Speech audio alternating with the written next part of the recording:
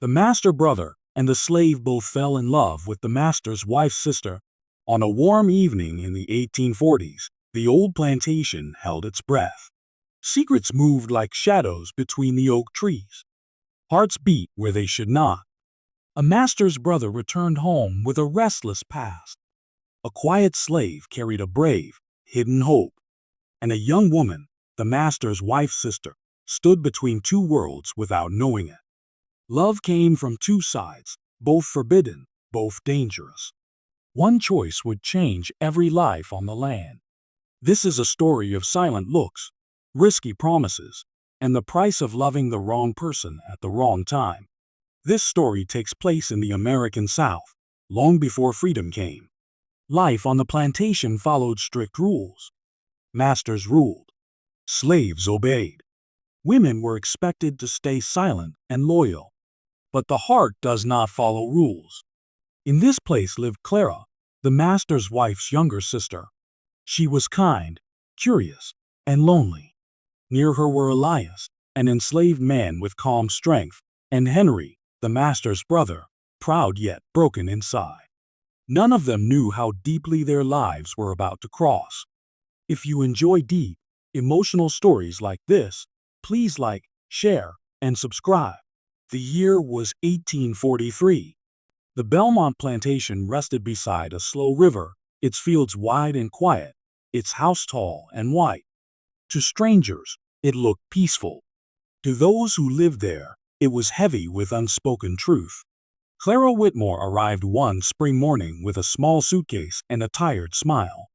She was the younger sister of Margaret Belmont, the master's wife. Clara came to help her sister, but also to escape a life that felt empty. She had soft eyes and a gentle way of speaking that made people feel seen. Elias worked in the gardens close to the house. He was known for his steady hands and quiet manners. He noticed Clara on her first day, standing alone near the porch, unsure where to go. Their eyes met only once, but it stayed with both of them. That same week, Henry Belmont returned home. He was the master's younger brother, long gone and newly back. He carried charm, regret, and a sharp interest in Clara from the moment he saw her left. Three hearts began to move. None of them understood the danger yet. On this land, love was not free, and every secret had a cost. The days on Belmont Plantation passed in a slow rhythm of work, sun, and quiet observation. Clara began settling into her new routine, helping Margaret in the house, reading by the riverbank in the late afternoon, and walking the flower gardens with a careful curiosity. Every movement, every glance seemed watched, not just by the masters, but by those who moved silently in the shadows. Elias, though bound by chains of duty and the heavy yoke of being enslaved, could not help but watch Clara. At first, it was simple admiration. Her laughter, her gentle words, the way she tilted her head in thought. He had never seen such grace in a world so harsh. Yet, admiration slowly shifted into something deeper, something forbidden. He knew that if anyone suspected his thoughts, consequences would be severe. Still, he lingered near her when he could, tending the roses she liked or quietly sweeping the path she walked. Henry Belmont, the master's brother, was different. His gaze fell on Clara immediately, lingering in ways that startled even him. He was supposed to be distant, to keep the decorum of family and authority, but the softness of her presence drew him in. He found excuses to be near her, offering help with chores, joining her for walks, asking questions about her childhood, her favorite books, even her small, hidden wishes. Clara noticed. She could feel the intensity behind his polite smiles. It both thrilled and frightened her. One evening, the three of them were outside at twilight. The sky was painted with streaks of orange and purple, and the air smelled of wet earth after a sudden shower. Elias was gathering herbs near the garden, trying to avoid the stares of Henry, who had taken up a chair near the porch. Yet even as Henry read aloud from a small book he had brought, Elias could hear the soft tremor in Clara's voice as she laughed at a joke. Henry's eyes followed every movement she made, while Elias watched from afar, hidden by the shadows of the tall hedges. Both men's hearts ached, but each in different ways. Henry's feelings were reckless, explosive, and uncontainable. Elias's were quiet, restrained, and aching. Clara, unaware of the storm around her, felt only a strange sense of being alive, of being seen in ways she had never been before. As weeks passed, subtle tensions began to build. Margaret, Clara's sister, noticed her brother-in-law's constant attention but said nothing. She suspected, though the thought unsettled her, that Henry might be drawn to Clara. Margaret trusted Clara's judgment and had faith that her sister would act carefully. But Margaret had no idea that Elias, too, felt the pull of Clara's presence. One afternoon, Clara wandered near the riverbank, carrying a basket of fresh herbs. Elias was nearby, kneeling in the dirt to pull weeds. Their eyes met across the distance, and for a long moment, the world seemed to stop. Elias's chest tightened. His hands froze. Clara smiled, small and unspoken, and Elias found himself smiling back, unable to hide it. "You're always here," Clara said softly, as if noticing him for the first time. Her voice carried no judgment, only warmth. I work here," Elias replied, bowing slightly. I take care of the garden." She laughed, a gentle sound that seemed to brighten the space between them. "It looks wonderful. You've done so much." Elias wanted to say more, to tell her how he felt, but fear held him. The rules of this land were iron. A slave showing affection toward a mistress, or even speaking openly of admiration, could mean punishment, even death. He lowered his gaze and returned to his work, but the moment lingered like a flame refusing to die. Meanwhile, Henry's pursuit became bolder. He sought moments to be alone with Clara, often finding her in quiet corners of the house or under the shade of the large oak near the porch. They spoke of trivial things at first, the weather, the flowers, the slow passing of the days. But slowly, their conversations deepened. They talked about books Clara loved, stories from the north, small dreams she harbored that could never come true on this plantation. Henry listened with a mixture of fascination and longing, careful not to show too much, though it was impossible to hide entirely. The tension between Elias and Henry, though unspoken, was real. They shared no words on the matter, yet each sensed the other's presence whenever Clara was near. Elias hated Henry's charm, despised the ease with which he could approach Clara without fear of punishment. And yet, Elias also recognized the gentleness in Henry's eyes, the sincerity behind his words. Both men loved her, each differently, but with equal intensity. One night, Clara awoke to the sound of whispering outside her window. She slipped from her bed, careful not to wake Margaret, and peeked through the curtains. There, under the moonlight, Elias knelt by the garden, tending to the herbs he had promised her he would protect. Henry was nearby, pacing slowly, as if thinking through his next words. "Clara," Henry whispered as she appeared suddenly on the porch, "you shouldn't be out here. It's dangerous, more dangerous than you know." I just wanted to see," Clara replied softly, stepping closer. "I hear you talking sometimes." "With him," she said, nodding toward Elias. "And I wonder what you're thinking." Henry swallowed, torn between honesty and caution. I think you should be careful, Clara. There are feelings here, and they are not simple." "I—" Elias spoke then, voice low but steady.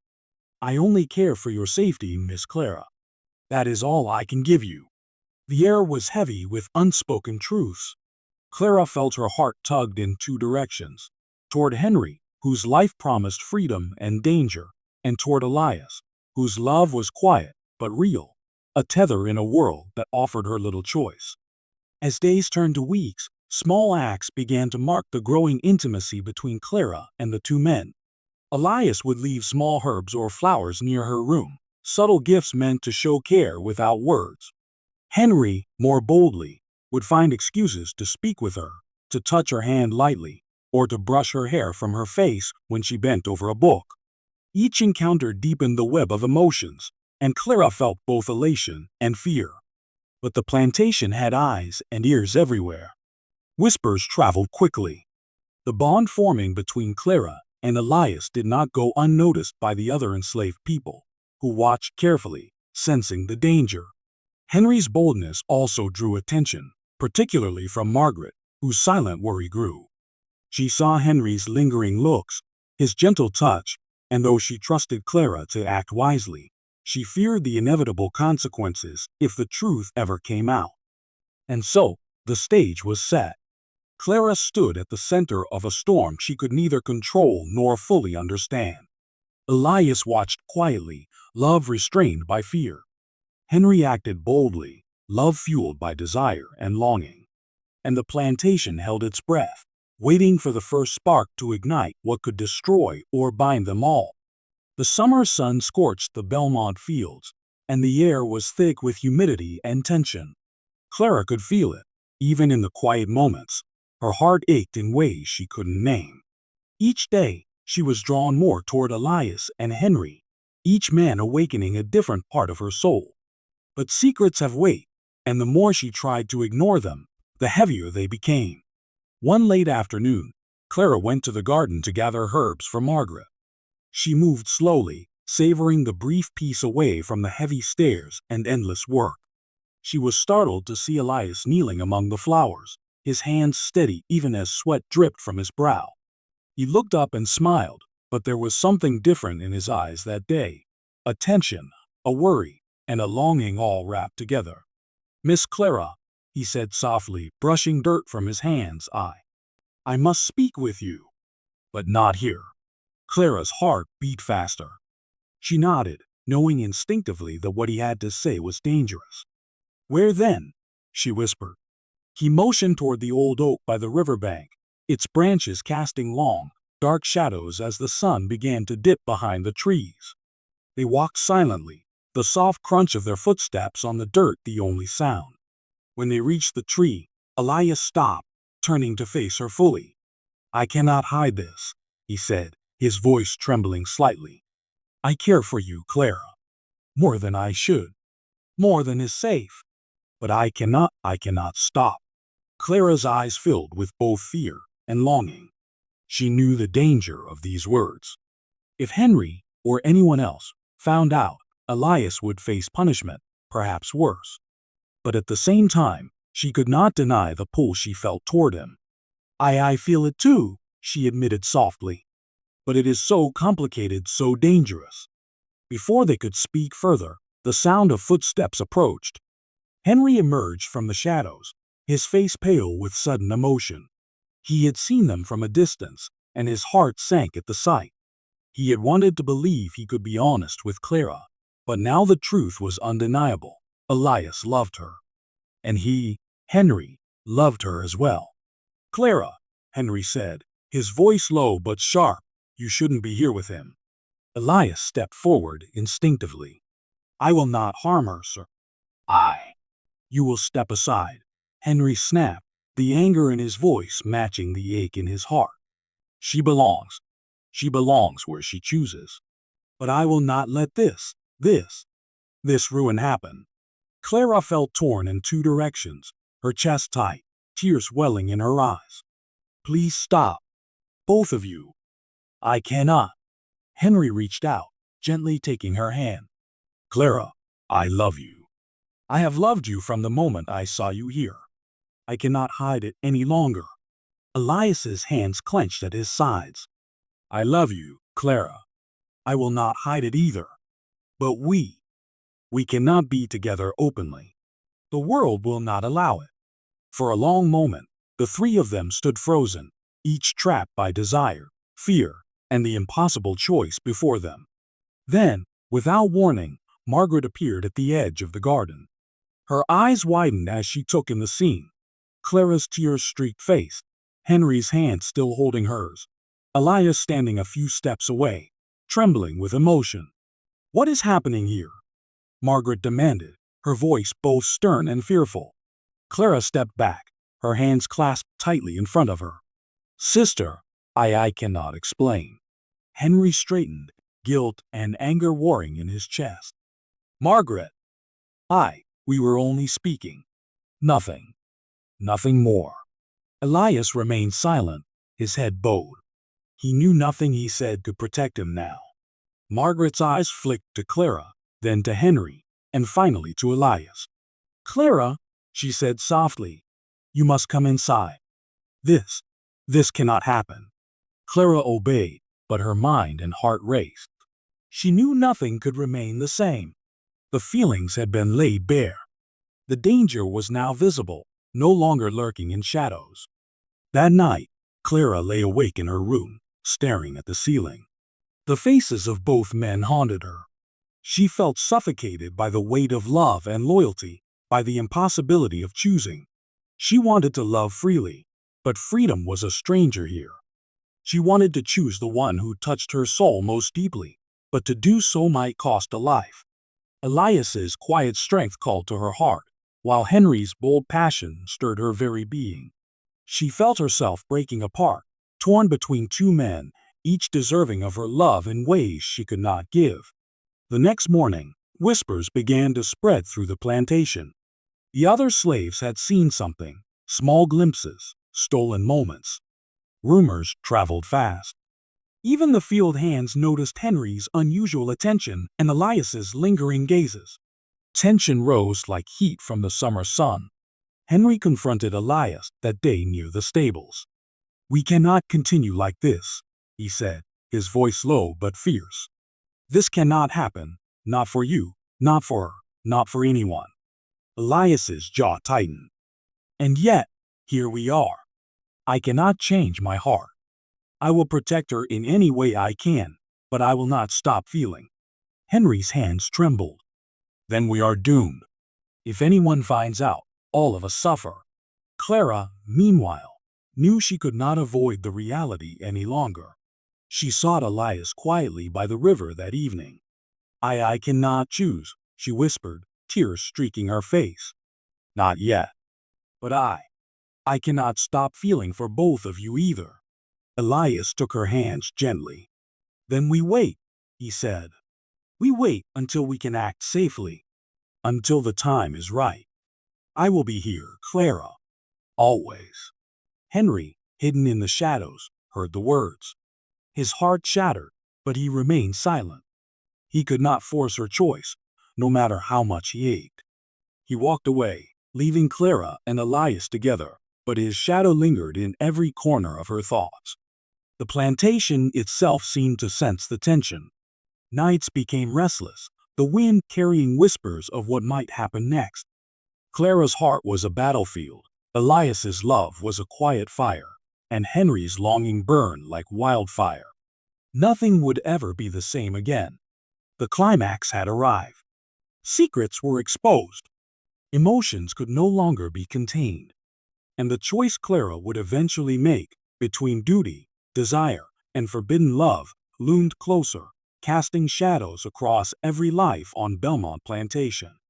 The stage was set for irreversible change, for love that defied rules, for hearts that would either break or triumph. The days after the confrontation by the river felt heavier than ever on Belmont Plantation.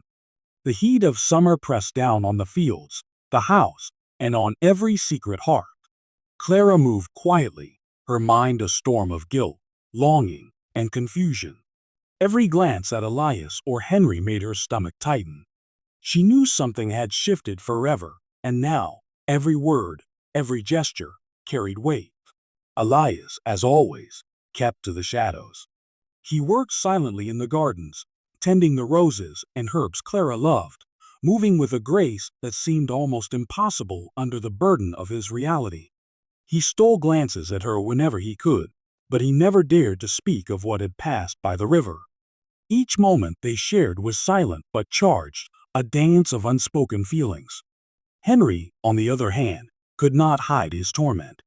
He wandered the halls of the plantation, restless, searching for a way to reconcile his love for Clara with the impossible reality that she might never choose him. He knew the rules of the world were against them. He was the master's brother. She was technically under his sister's care, and Elias's presence made the matter even more complicated. Yet, he could not stay away. One evening, Margaret noticed the tension between them and spoke softly to Clara. "You cannot carry all of this alone," she said. There are eyes everywhere, and hearts that will be hurt. You must tread carefully. I know, Clara whispered, clutching the hem of her dress. But I do not know what to do. I love them both in different ways. I cannot choose without hurting someone. Margaret gave her a long look, understanding her sister's dilemma. Then you must find a way to protect what is precious to you without bringing ruin upon anyone. It will not be easy. Meanwhile, the enslaved people on the plantation were beginning to sense the shifts. Whispers traveled from the fields to the quarters, subtle warnings that something had changed. Some noticed Elias lingering near Clara, offering small gifts of herbs and flowers. Others saw Henry's unusual attention, his walks with her in the early mornings and late evenings. The risk was growing every day. Elias decided one afternoon that he had to speak more honestly, even if only in the quiet. He found Clara sitting alone by the riverbank, her feet in the cool water, tossing small pebbles and watching them skip across the surface. "Miss Clara," he said gently, kneeling beside her, "I cannot pretend that I do not care. Every day I am near you, my heart. It is yours. And yet, I know I am nothing. I cannot promise safety, only devotion." Clara reached for his hand, her fingers brushing against his. "Elias, you have always been kind to me. You see me, even when others do not. And I feel the same. But Henry, he is so bold. He is dangerous in ways I cannot ignore." Elias's jaw tightened, but he did not pull away. "Dangerous or not, he cannot love you like I do. And I will protect you from all harm, even if it means hiding my own heart in silence." At the same time, Henry observed them from a distance. He had tried to retreat, to give them space, but seeing their closeness ignited a flame of jealousy and desperation he could not quench. He approached slowly, hands raised in peace, and cleared his throat. "Clara," he said softly, "we cannot live in shadows forever. I cannot hide what I feel any longer. I love you. I have always loved you. And I will wait, if you need me to, but I cannot simply step aside." Clara felt the weight of both men pressing on her. She wanted to cry, scream, or run, but she did none of these things. She remained seated, heart pounding, trying to hold the pieces of her emotions together.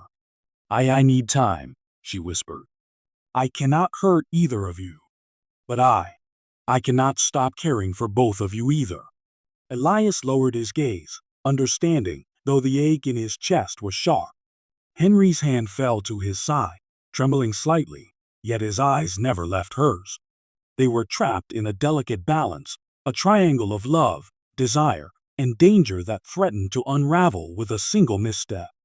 The tension began to affect the household. Margaret noticed Henry's restless wandering, the subtle changes in his demeanor, and knew that Clara's presence had stirred something powerful. She also saw Elias moving quietly among the enslaved people, his heart clearly visible in his eyes when he looked at Clara. Margaret realized that this love triangle could not remain hidden much longer. One evening, a storm rolled in, dark clouds sweeping across the sky, lightning cracking in the distance. Clara sat by the window, watching the rain fall, her heart heavy. The storm outside seemed to mirror the one inside her. Elias came to the doorway quietly, shaking water from his coat. "Miss Clara," he said, voice low, "the storm comes whether we are ready or not. We cannot stop what is in our hearts." Henry appeared behind him, shoulders damp, his expression unreadable. "She will decide," he said simply. "And whatever happens, we will endure it. But we cannot ignore the truth." That night, Clara lay in bed, staring at the dark ceiling. She thought of Elias's quiet devotion, of Henry's passionate insistence, of the impossible choice before her. She knew she had to be careful. One wrong step could destroy lives, ruin the fragile trust, and ignite consequences that none of them could escape. Yet, despite the fear, she also realized something important: she could not deny her own feelings. She loved both men, in different ways, and both had touched her heart more deeply than anyone ever had. For the first time, She understood that love in its truest form was not simple or convenient. It was messy, complicated, and sometimes dangerous. The storm passed, leaving the air heavy but fresh. Clara looked out at the dawn breaking over the plantation, sunlight reflecting on the wet fields. She knew that the coming days would bring choices, revelations, and consequences she could not yet imagine. But she also knew that she had to face them with courage, honesty, and a heart open to the impossible. Elias returned to the gardens, Henry walked the halls, and Clara remained caught in the space between them.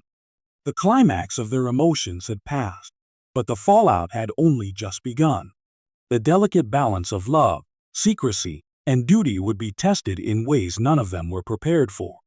And so, the stage was set for the final decisions, for truths that could no longer be hidden, and for hearts that would either break or find the freedom they longed for. The plantation itself seemed to hold its breath, waiting for the moment when love and fate would collide. The late summer sun hung low over Belmont Plantation, casting long, golden shadows across the fields. The tension that had haunted every corner of the house and gardens seemed to simmer quietly now, but Clara knew it was only a matter of time before everything came to a head.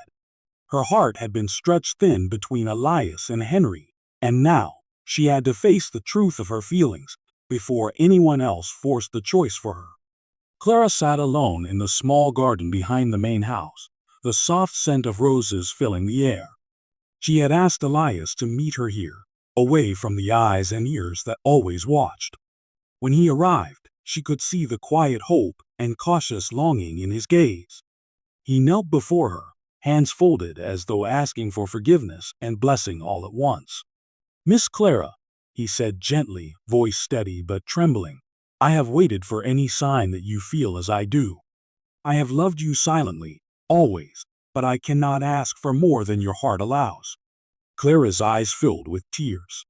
She reached out, touching his hand, feeling the warmth and strength of him beneath her fingers. "Elias, you have always been patient, always kind. I, I could never forget what you have given me, your heart, your care. I love you. I have loved you quietly, but truly, all this time." Elias's eyes glimmered. "Then that is enough, Clara. I will protect you, cherish you, and stand by you, whatever may come." Before she could respond further, Henry appeared at the edge of the garden, his face pale in the golden light. He had overheard part of the confession, and though his heart ached, he kept his distance, watching. "Clara," he said softly, stepping forward, "I know. I have known that your heart is not mine to command. And though it pains me, I will respect your choice. I love you. I always have, but I cannot stand in the way of what is right for you." Clara turned to him, her heart aching at the sight of his gentle surrender. "Henry, you have been patient and brave. You have loved me openly and with honesty. I cannot forget you either. But my heart has long belonged quietly to Elias." Henry nodded slowly, a small, sad smile touching his lips. "Then I will step back. I will not interfere. But know this, Clara, you will always have a place in my heart. And I hope, one day, you find happiness." The moment was heavy with both sorrow and relief. Clara reached for Elias's hand, and he took it willingly, a quiet understanding passing between them. Though Henry would remain part of her life, her choice was clear. In the following weeks, life on the plantation adjusted to the new balance. Clara spent more time with Elias, in quiet, careful moments among the gardens and fields. Their love was still forbidden in many ways, yet the connection they shared was stronger than ever. Henry, though distant at first, began to accept the reality of their bond. He walked past the garden sometimes, nodding politely, his eyes lingering with unspoken care, but never interfering. Margaret noticed the subtle changes. She saw Clara's relief and the peace in Elias's demeanor. She also recognized the strength it took for Henry to step back. Though the household still carried its old rules, there was a new understanding among the hearts that lived within it. One afternoon, Clara and Elias walked together along the riverbank. The water reflected the sunlight in shimmering waves, and the air was soft with the scent of earth and flowers. Elias stopped and looked at her, his eyes shining. "Clara," he said quietly, "we cannot change the world around us. But here, in this small space, we can have our moments. We can love each other quietly, carefully, and truly." Clara nodded, a gentle smile on her lips. "Yes, Elias. Here, we can be free in our own way. And I will love you with all my heart." As they walked, hand in hand, the world seemed to pause. The fields, the river, and the house held their breath, acknowledging a love that had endured danger, secrecy, and impossible choices. Henry, from a distance, watched them. His heart ached, but it was softened by the knowledge that Clara was happy, even if it was not with him. He began to focus on the responsibilities he had at the plantation, finding solace in work and quiet reflection. Over time, the sharp edge of his longing dulled into a gentle, respectful memory, a love that had shaped him but did not consume him. Elias and Clara's love grew steadily. They shared stolen moments in the gardens, whispered conversations by the river, and quiet laughter that seemed to make the weight of the plantation lighter, if only for a little while. Though the rules of their world remained unbroken, their hearts had found a space where love could flourish. One evening, under a sky painted with pink and gold, Clara leaned against Elias. "Do you ever think about what might have happened if we had never met?" she asked softly. Elias smiled, brushing a strand of hair from her face. "I try not to. I am grateful for this, every small moment we have, every breath we take together. You are my heart, Clara." She rested her head on his shoulder, feeling the steady warmth of him, and whispered, "And you are mine. Always." Though the plantation continued its work, and life remained bound by the realities of the time, Clara and Elias had found a love that could not be denied. Henry's presence, though bittersweet, served as a reminder of the cost of desire and the courage it takes to let go. The resolution was not perfect. The world still held danger and rules that could never be broken. But within the small corners of the plantation, where flowers grew and the river sparkled, love had won, quietly, fiercely, and against all odds. And in that victory, all three hearts had learned something essential: that love, even in the harshest of places, could endure. That it could transform fear into courage, longing into patience, and secrecy into something beautiful. Clara and Elias would walk together into each day, hand in hand, hearts tethered to each other. Henry would carry his own love quietly, letting it shape him but not define him. And the plantation, vast and shadowed as it was, would hold their story like a whispered secret, passed among the winds and the trees. The impossible triangle had been resolved, not by force, not by rules, but by honesty, courage, and the enduring strength of the heart. Years passed on Belmont Plantation, and the seasons turned as they always had, yet the lives of those who lived there had been quietly transformed. Clara and Elias remained together, their love growing steadily in stolen moments and gentle smiles. Every day brought small joys: walking by the river, tending the gardens, sharing stories under the shade of the old oak. Their love was quiet, patient, and steadfast, a secret flame that refused to be extinguished. Henry, too, found peace. Though he never claimed Clara's heart, he carried no bitterness. He focused on the plantation and the people who depended on him, his love for her transforming into a quiet respect and a deep understanding of what it meant to let someone go without resentment. Margaret watched it all with relief, knowing that love had survived where danger once threatened to destroy it. The plantation, which had once been a place of tension and unspoken fears, now held moments of peace, laughter, and subtle hope. And so, in the shadow of a world that did not allow freedom or choice, Clara, Elias, and Henry discovered that love could endure, not always in the ways they wished, but in the ways it was meant to. It was a love that survived storms, secrecy, and impossible choices, and it was theirs forever, quietly, fiercely, and beautifully.